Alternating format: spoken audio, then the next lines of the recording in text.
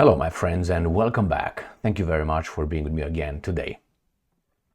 Well, when you lose, what do you do as a leader? If you're going to tell the country, nation, hey, we're losing, what are they going to do? Well, you can tell them we're losing, but this is what we're going to do. So you try to change the subject. You redirect the nation's attention to something else, like a child. Let's say a child is thirsty and you as a parent don't have any water at this point. Let's say you are somewhere walking in a city and the child is thirsty. What are you going to do? You don't have money, you don't have anywhere to get water for the child or any liquids. You change the subject. You try to, focus the child's mind to something else that will be more pleasurable. But that thirst will still be there.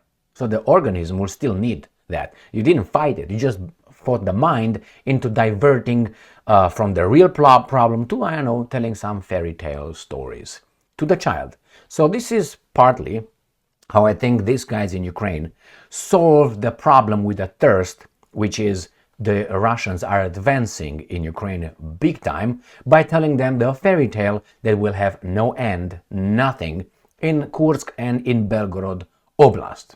I will show you here 3 articles and 2 maps to show you actually that the Russians' advances in Ukraine are much bigger than the advances of the Ukrainians in Kursk and Belgorod. They are successful advances. They are in Kursk and Belgorod. There's no doubt about it. But what do you expect to achieve with that? Take Russia and the big advances of the whomever invaded Russia. It's an invasion.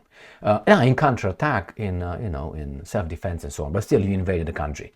So what do you expect? Are those guys expect the Russians to say, we want peace, we're going to negotiate from a weak position?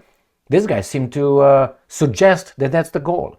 Do they want to hit the the Kursk nuclear power plant? Would they want to swap it? What do they want to do? Get that gas hub? They're going to blow it up and then there's going to be no gas coming from Russia transiting Ukraine into Europe? Is that what it is? Or is it just a distraction? I think it's just a distraction, but I'm going to focus on this in this video to the Russian real advances in Donetsk Oblast, where the Russians are going like the blitzkrieg. You remember, like the tanks in over the lowlands, they just avoided the Maginot line. The French were looking and say, "Where are these guys going?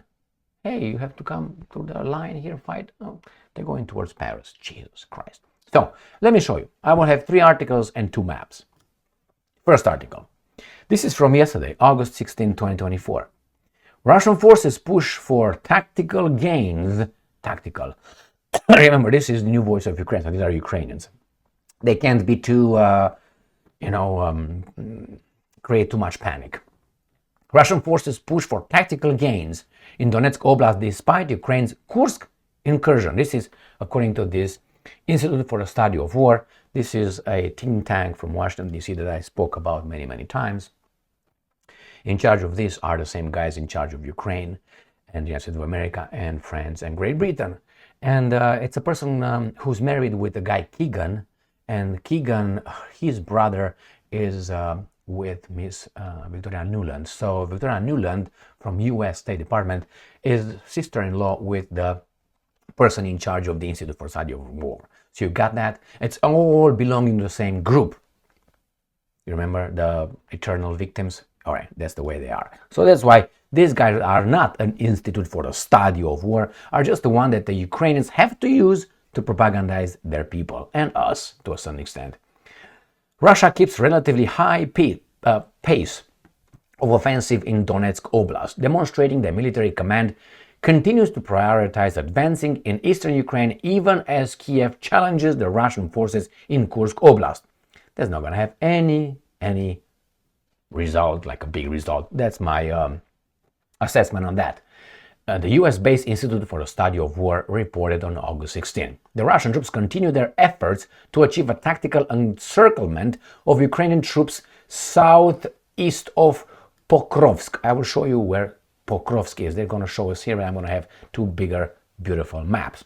geolocated images released on August 14 and 15 evidence recent Russian advances east of Pokrovsk within Hrodivka and southeast of Pokrovsk within Mykolaivka, Zelanye, and Orlivka. So here is the big advance of the Russian forces.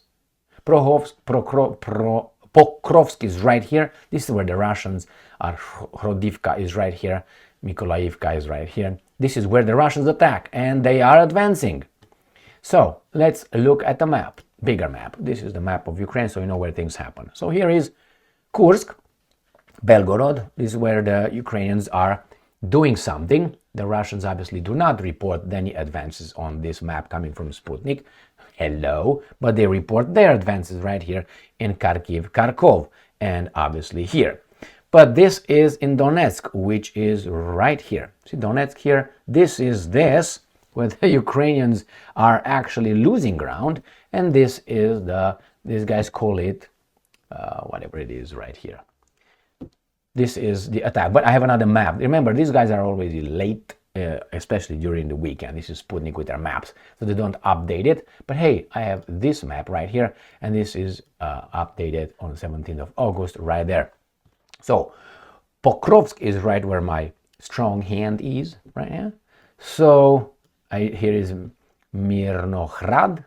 So the Russians are advancing a big time, very close. And in the big scheme of things, this is the advance. So they're very close. They're advancing big time. They could encircle this. They can go around here, right? There's a lot of opportunities here. There are opportunities here. But what do? You try to focus on, let me see if these guys show. Yeah, look, these guys show the Ukrainians advance in Kursk. And according to this map, that's a big advance. If you look at that, big. They also said they will attack, and they are advancing in Belgorod Oblast. But nevertheless, this is big, but they tried to minimize this right here. Well, we'll see who gets first to what. Now, the media reports that the Ukrainians took over, according to the Ukrainians, over the Sudza, which shows here that is in Ukraine's control, right here. Now, Sudza has 5,000, before the war, 5,000 residents that fled, 5,000. Now, Pokrovsk, on the other hand, has about 60,000 people. Now, the media in the West reported, I covered that yesterday, that as an important settlement, Sudza. But this one, Pokrovsk, is not. So 5,000 versus 60,000, more than 10 times. All right, let's put it at 12 times. Bigger, but hey, it's very important what we do. We'll see. I don't think the Ukrainian advance will end in anything fantastic. If they destroy the Kursk nuclear power plant, the Russians said we will retaliate in kind. That means what? Blowing up some of Ukraine's or someone else's nuclear power plants. We'll see. That's a false flag operation warning by the Russians, obviously. So Russia, this is according to CNN. This is 5 hours ago, today on the 17th of August 2024. Russia, quote unquote, rapidly approaching Key Ukraine city despite Kursk setback. Russia is rapidly approaching a key military hub in the eastern Ukraine, a local official has said, as Moscow continues its advances despite Kiev's surprise gains in its enemy's Kursk region. While Pokrovsk is not a major city, but Sudza is 5,000. About 60,000 people lived there before the war, and many have left since the start of the full-scale invasion. It served as a key hub for the Ukrainian military thanks to its easy access to Kostianivka, another military center. Ukrainian troops used the road connecting the two to resupply their front lines and evacuate casualties towards the Dnieper. So, the enemy is rapidly approaching the outskirts of Pokrovsk. This is what Serhiy Dobryak, leader of the Pokrovsk military administration, said on Telegram. And we have another article from the Associated Press. This is from yesterday. Ukrainian officials urge civilians to evacuate eastern city of Pokrovsk as Russian troops close in and maybe encircle them. Military authorities in the eastern Ukrainian city of Pokrovsk urged civilians to speed up their evacuation Friday because the Russian army was quickly closing in on what has been one of Moscow's key targets for months. Remember, Russia issued two federal emergencies in Kursk and Belgorod, and reportedly about 200,000 Russians were evacuated from the two oblasts. These guys evacuate now Pokrovsk. So while they report, and I'm sure that people in the West are very, very much aware of Sudza and the Ukrainian advances with American weapons and Western weapons, we are the best. They don't know nothing or almost nothing about the other one. You can say, well, CNN reported, but you see, this is the way you do things in the media. I will report today, let's say at 11 a.m. Why 11? Because everybody is gone at 11 a.m. or 2 p.m. So not between the lunchtime when people might watch. No, not in the morning when they wake up and they put the CNN on and they get ready to go to work, or they listen to CNN while they go to work, and not when they come back at 9 o'clock and they drink their sissy drinks watching CNN. Not in those points. No, they do it somewhere in between. One time, and then never publish it again, never talk about it again. Or talk about it in the same time, I know, in about 2 weeks. Versus the other one, you promote it 3 or 4 or 5 times a day at the highest point of viewership every day. Even that this, let's say, Sudza is less important than Pokrovsk, that's how you do it. Well-known thing. So remember, they publish it so they can say, hey, no, we reported it. Yeah, once. That's how you bury certain newsworthy developments and you promote others that are not so newsworthy. I'm not saying this the Ukrainian advances are not noteworthy or newsworthy. They are. I'm just saying how these guys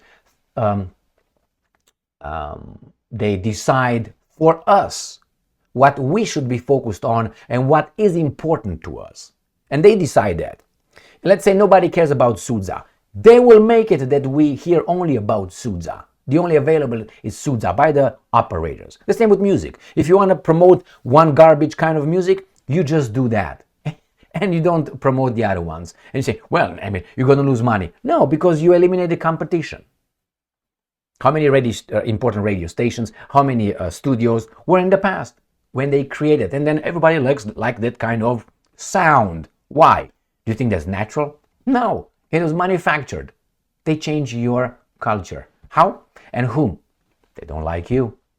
That's what it is. Maybe I can push it further. They hate you. Why? Because of your ancestors. Thank you very much for being with me again today. Stay strong, stay smart, look for the truth, and be just.